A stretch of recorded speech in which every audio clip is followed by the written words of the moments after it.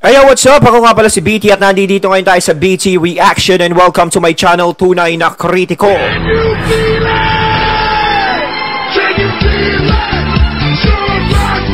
At meron tayo panonooring video ngayon. Ito po ay nagbula kay Banat Kapanig TV. Sa mga hindi pa po nakakabisita sa channel ni Banat Kapanig TV, bisita na po kayo mga katunay. At kung hindi pa kayo nakakapag-subscribe, subscribe na din po kayo mga katunay kay Banat Kapanig TV. At syempre, huwag nyo rin po sana kalimutan na mag-subscribe dito sa channel ko sa Tunay na Kritiko sa mga hindi pa nakakapag-subscribe and click the notification bell para maging updated po kayo sa mga reaction videos na aking ilalabas. At huwag na natin pagtagalin, sabay-sabay na nating panoorin ang laman ng video na hatid sa atin ni Banat Kapanig TV at bibigyan natin ng reaksyon. Pasok! Ito po ang pangalawa. Hindi na lang yan spending spree. Yan ay paglapastangan sa mamamayan. Aba, ikalawang bintang ni Unte. Kala ko ba walang bintang badong? Sabi ka na sabi, wala naman kayong bintang. Ito po, pangalawang bintang. Una, may magic po si Sara Duterte. Ikalawang bintang. Hindi na lang yan spending spree. Yan ay paglapastangan sa mamamayan. Ayun! Kala mo kung makapag-ano siya sa mamamayan, no?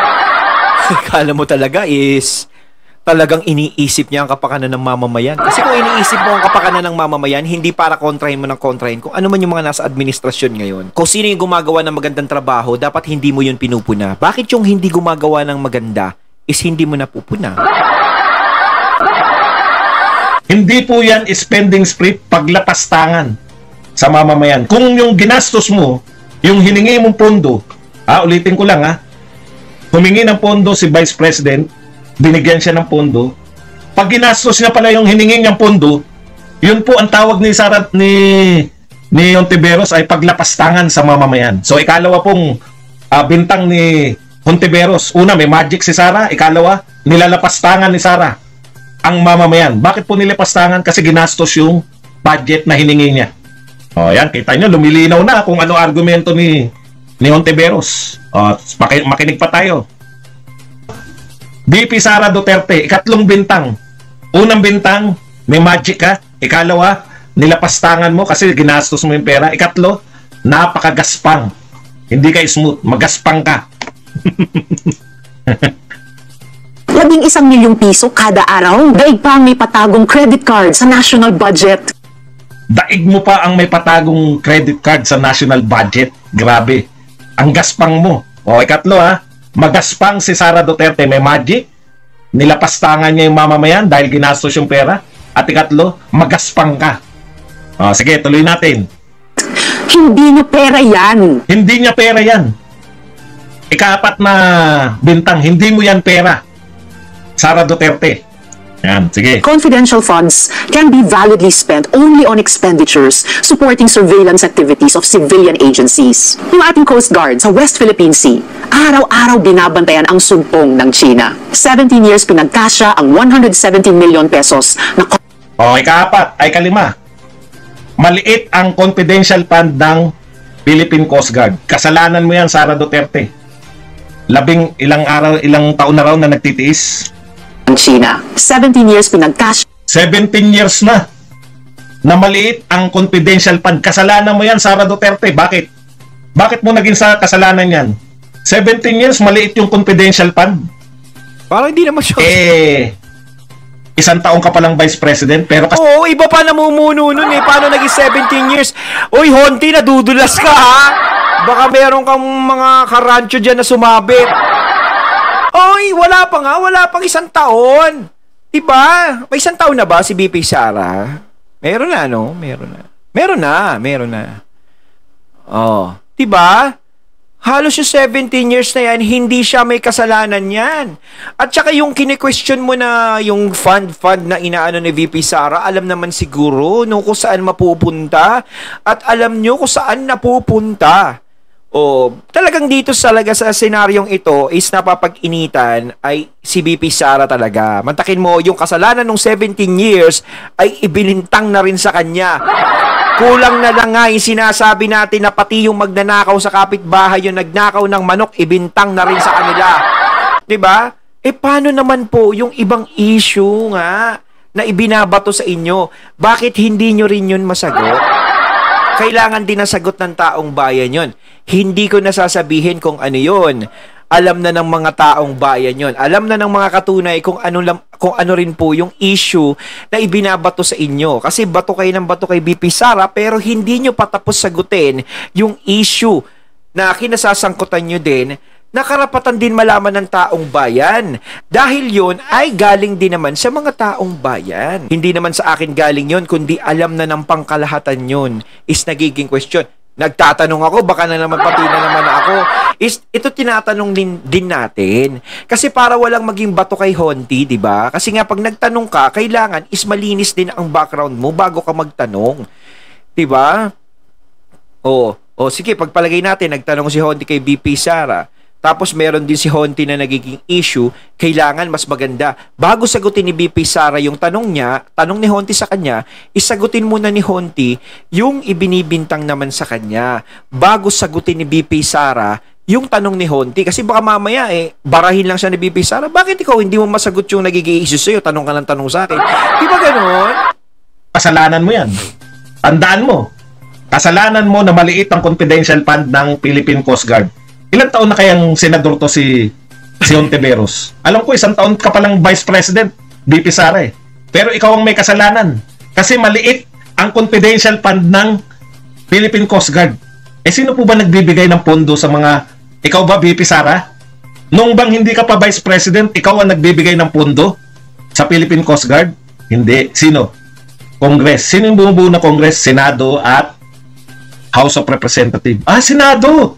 Senador, kasama si Risa Hontiveros na nagbibigay ng maliit na pondo. Bakit sinisisi sa'yo, Sara Duterte? Halo-halo na po utak. Sige, ulitin natin. Ng China. 17 years pinagkasya ang 117 million pesos na confidential funds. Ang OVP, hindi man lang umabot sa 2 linggo.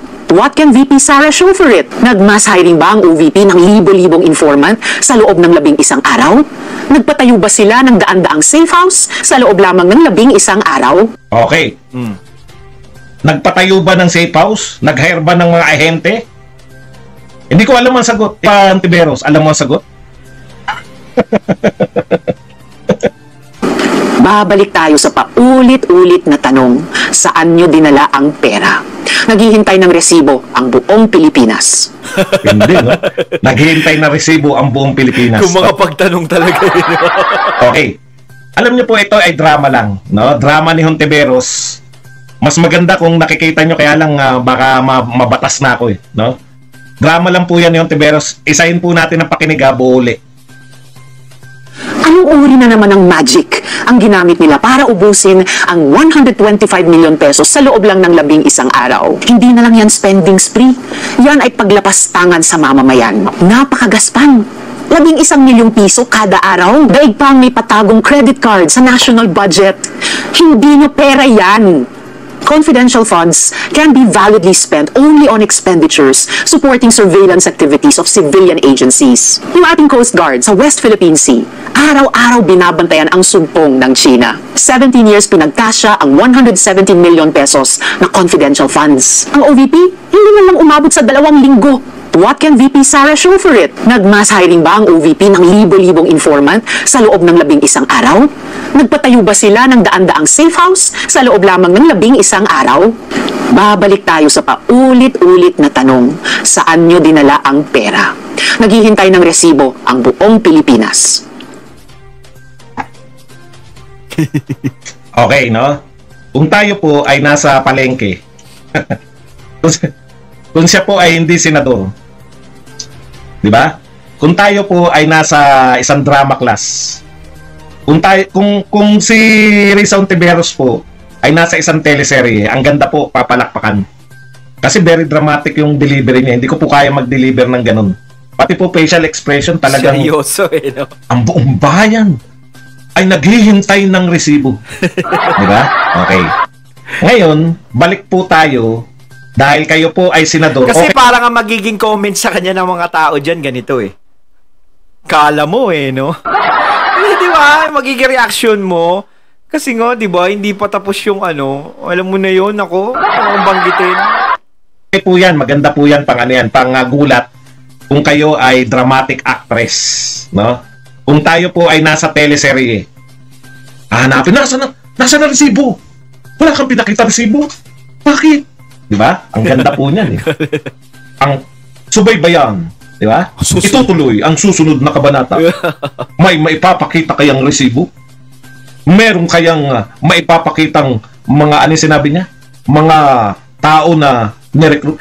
Abangan ang susunod na kabanata. Kaso wala po tayo sa drama eh. Di po ba? Tayo po ay senador. Dalawa lang po yan. No?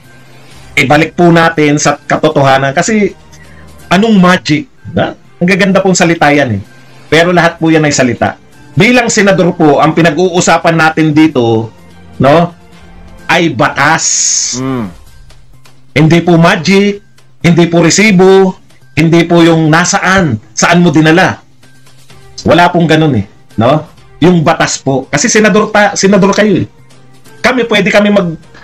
Pwedeng may pumasok sa akin dito at magtanong ng mga tinatanong mo. Kasi curious siya eh. Mamamayang Pilipino siya. Kami ngayon na magtatanong sa iyo. Bakit nyo po tinatanong? Hindi po ba senador kayo? Hindi ba trabaho ninyo na alamin kung yung ginagawa o yung may pondong malaki? Sinasabi nyo 11 araw ginastos. Kanino pong katungkulan na alamin kung legal ba o illegal yung paggastos? Sa amin po ba? Sa amin po bang mga mamamayan na naghahanap na resibo? Hindi po. Trabaho mo yan bilang senador. Total, pinahihiwatig mo. Lahat po yan pahiwatig eh. Pinahihiwatig mo na rin lang na mayroong katiwalian na nagaganap. Dapat naghanap ka na ng ebidensya na may katiwalian. Tama yun. Hindi dapat niya hingiin yung resibo. Ngayon, di ba? Kasi parang pinagbibintangan niya si BP Sara. Ayan ang rekta talaga na pagbibintang talaga. Hindi na tanong. Nagtanong na siya, nasaan ang resibo, ilabas mo. Pero syempre, bago ka maglabas ng ganyan, 'di ba? Kailangan meron kang konkretong ebidensya, 'di ba? Ngayon trabaho mo 'yan, hindi mo na kailangang itanong. Dapat ikaw ang humanap sa sagot sa tanong mo. Dahil nandiyan ka, nakapwesto ka sa Senado, 'di ba? Dapat kayo ang magresolba niyan. Hindi yung itatanong mo sa kung meron kang malakas na ebidensya, dapat hinahanap mo na 'yan. Laban sa kanya. Pero kung wala kang makikitang ebidensya laban kay BP Sara, hindi ka pwedeng magbintang ng basta-basta. Kasi senador po kayo eh. Sino po maghanap? Kami? Para sa'yo? Ibigay mo pondo mo sa akin, ako maghanap. 11 days ba? Bigay mo sa akin yung 11 days mong pondo. After 11 days, magre-report ako sa'yo. Malamang ang i-report ko sa'yo, wala po akong nakitang katiwalian. Wala eh, wala akong katiwalian sa BP. Ayan yung ginagawa mo, Rizon Tiveros. Maliwanag po sa amin kung anong ginagawa mo. Yan po, ang ginagawa nyo na yan ay panlilin lang. Di ba? Ano ngayon? Kung naghanap ka ng magic na 11 araw, hindi mo naiisip na pwede, ginawa na nga eh. Hindi po magic yun. Actual po yun. Ginawa na 11 araw na gastos yung 125 million. Ano dapat yung next step mo? Magtaka lang? Nagtataka ka lang eh. Bakit ka namin bibigyan ng pondo kung nagtataka ka lang? Diba? Pinupondohan namin kayo.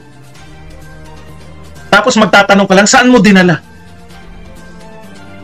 Kaya rin namin yan, wala kaming pondo eh. Kaya rin namin sabihin, saan mo dinala, BP Sara? Ano pagkakaiba natin? Trabaho mo senador, meron kang pondo, pinahihiwatig mo na may anomalya, patutunayan mo na may anomalya. Dapat patunayan mo yun. Huwag ka magdrama. Ang ginagawa mo, Tiveros, parang ano kasi, ang nangyayari is bida-bida. Ganun lang. No? Para ipakita mo lang sa taong bayan na nag-aalala ka, ganun. No? Pero alam na kasi nila yung record mo. Alam naman, hindi naman ako nagsasabi niyan, dami-dami. Sana ba ako